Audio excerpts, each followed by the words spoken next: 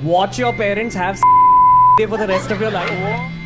YouTuber, social media influencer और podcaster Ranveer Allahbadia की parent sex वाली कंट्रोवर्शियल स्टेटमेंट आजकल पूरे इंडिया में चर्चा का विषय बनी हुई है। जो भी वो यूट्यूबर है इलाहाबादी, उसको ये वार्निंग देना चाहते हैं, इस तरीके की बयानबाजी, इस तरीके की माता बहनों का अपमान, लाडली बहनों का अपमान ना करें। हमारी संस्कृति को बिल्कुल गंदे तरीके से परोसा जा रहा है और नई पीढ़ी में अलग तरह की संस्कृति को डेवलप करने की कोशिश हो रही है यूट्यूब के माध्यम से। और बहुत भद्दे तरीके से कुछ चीजों को कहा गया है, प्रेजेंट किया गया है, ऐसा मुझे भी पता चला है, जो बिल्कुल गलत है। रणवीर की स्टेटमेंट इतनी ज्यादा गलत है कि क्या हिंदू क्या मुसलमान, समाज के हर तबके से उनको हीट मिल रही है। सामाजिक और धार्मिक दृष्टिकोण दोनों से रणवीर की स्टेटमेंट गलत आंकी जा रही है। ऐसा कहा जा रहा है कि रणवीर ने सीधे तौर पर भारतीय संस्कृति पर हमला किया है। ऐसे में सवाल यही खड़ा होता है कि क्या भारतीय संस्कृति में सेक्स पर बात करना इतना टाबू माना जाता है? चलिए आज की अपनी इस स्पेशल रिपोर्ट में हम अपने इसी सवाल का जवाब जानने की कोशिश करते हैं। नमस्ते, मेरा नाम आमिना है और आप देख रहे हैं आपकी खबर। देखिए, वैसे तो हमारे भारत में आमतौर पर सेक्स पर खुलकर बातें करना अजीबोगरीब माना जाता है। ये एक बात भी सही है कि सेक्स में लोगों की दिलचस्पी में तो कोई कमी नहीं है, मगर ज्यादातर भारतीय इस पर चर्चा से बचते हैं। जिस्मानी ताल्लुक को लेकर, बातचीत को लेकर ये झिझक आज इंडियन में बेहद आम है। यही वजह है कि सामान्य यौन संबंध से इतर सेक्सुअल रिलेशनशिप को अपराध माना जाता है। सेक्स को लेकर ये झिझक भारत में पिछले कुछ सदियों की देन है। मध्य युग यानी मेडिकल इंडिया में मुस्लिम शासकों और फिर ब्रिटिश राज के दौरान सेक्स विषय में पर्देदारी की गई। भारत में ताकतवर ब्राह्मणवादी सोच ने भी इस पर्देदारी को बनाए रखा, लेकिन हिंदुस्तान में सेक्स को लेकर ख्यालात हमेशा से ऐसे नहीं थे। ऐसा नहीं था कि भारत में लोग हमेशा ही यौन संबंध को लेकर बात करने से कतराते थे। प्राचीन भारत में यौन संबंधों पर न सिर्फ खुलकर चर्चा होती थी, बल्कि सेक्स एक विषय के तौर पर पढ़ाया भी जाता था।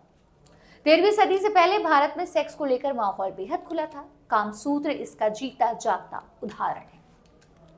जी हाँ, सेक्स के विषय पर पहला ग्रंथ कामसूत्र भारत में ईसा से 4 सदी पूर्व से लेकर ईसा के बाद की दूसरी सदी के बीच लिखा गया था।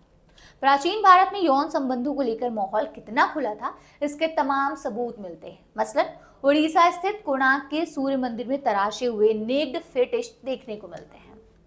इसी तरह बुद्ध धर्म से जुड़े अजंता और एलोरा की गुफाओं में भी यंग विमेन की नेक्ड मूर्तियां देखने को मिलती हैं। महाराष्ट्र स्थित अजंता की गुफा चित्र ईसा से 2 सदी पहले बनाए गए थे। वहीं एलोरा के आर्टवर्क्स 5वीं से 10वीं सदी के बीच की बताई जाती हैं। भारत में सेक्स का ओपन इलस्ट्रेशन मध्य प्रदेश के खजुराहो स्थित मंदिर में देखने को मिलता है। ये मंदिर करीब 1000 साल पुराने हैं। इन्हें चंदेल राजाओं ने 950 से 1050 ईस्वी के बीच बनवाया था। उस दौरान कुल 85 मंदिर बनाए गए थे, लेकिन आज इनमें से सिर्फ 22 ही बचे हैं। यूनेस्को ने इन्हें 1986 में विश्व की धरोहर घोषित किया था। इन मंदिरों में सेक्सुअल रिलेशनशिप का हर रूप देखने को मिलता है। औरतों और मर्दों के तराशे हुए नंगे भूत, दीवारों पर तमाम सेक्स पोजीशंस को उकारा गया है। यहाँ पर 3 लोग एक साथ यौन संबंध बनाते हुए भी देखे जा सकते हैं, तो एक साथ कई जोड़े यौन उत्सव बनाते भी देखे जा रहे हैं। कई नक्काशियों में तो औरत मर्द ऐसे सेक्सुअल पोजीशन में उकेरे गए हैं जो सोचने पर इम्पॉसिबल से मालूम होते हैं। दूर दूर से सैलानी सेक्स के इन मंदिरों को देखने आते हैं। यहाँ पर देवी देवताओं, योद्धाओं, संगीतकारों, जानवरों और परिंदों की मूर्तियों भी उकेरी गई हैं। मंदिर में पूजा करने वाले भी आते हैं और सेक्सुअल पोजीशन के आर्टवर्क देखने वाले भी। देवी देवताओं की मूर्तियों के बीच ही यौन संबंध को खुलकर दर्शाने वाली ये मूर्तियां आज के भारत में देखकर हैरानी होती है, मगर प्राचीन भारत में सेक्स को लेकर ज्यादा खुलापन था। ये बात ये मंदिर जाहिर करते हैं। हिंदू धर्म में सेक्स को जिंदगी का अहम हिस्सा माना जाता है। इसी वजह से मंदिर में पूजा पाठ और युद्ध के मंजर के बीच सेक्स की तस्वीरें भी उकेरी गई हैं। उन्हें छुपाने की जरा भी कोशिश नहीं की गई, यानी किसी को भी इन्हें देखने की आजादी थी। ये बात साफ नहीं है कि ये मंदिर खजुराहो में बनाए क्यों गए थे। खजुराहो किसी राजवंश का केंद्र नहीं था।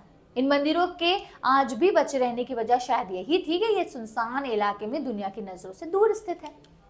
1838 में अंग्रेज कैप्टन टी.एस. बर्ट ने खजुराहो के मंदिर को खोजा था। कहा जाता है कि कैप्टन बर्ट के हिंदुस्तानी मातहतों ने ही उनसे वहां जाने और मंदिरों को देखने की गुजारिश की थी।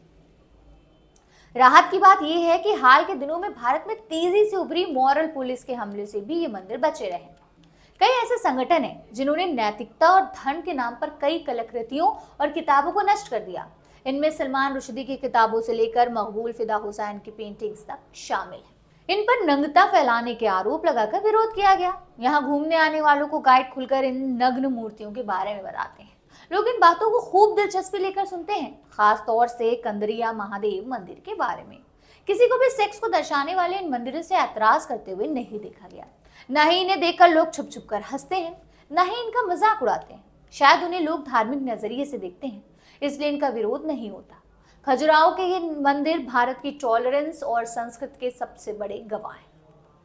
बहरहाल इन सारी बातों का निचोड़ सिर्फ यही निकलता है कि प्राचीन भारत में सेक्स को लेकर काफी खुला माहौल था और लोग उस पर खुलकर बात भी करते थे, लेकिन फिर भी खुलापन इतना नहीं था कि लोग माँ बाप के सेक्स को लेकर भी बात करने लगे। बस यही वजह है कि रणवीर इलाहाबादिया की स्टेटमेंट पर चौतरफा हमले हो रहे हैं। सेक्स को लेकर बात करना अलग बात है और माँ बाप के सेक्स को लेकर बात करना अलग ही नहीं, लेकिन बेहद घटिया बात है। ये हम सभी को समझना चाहिए और मुझे लगता है कि इन तरह के और जो इस तरह के शोज होते हैं उसे बढ़ावा नहीं देना चाहिए। खैर, ये स्टोरी आपको कैसे लगी हमें कमेंट में जरूर बताइएगा।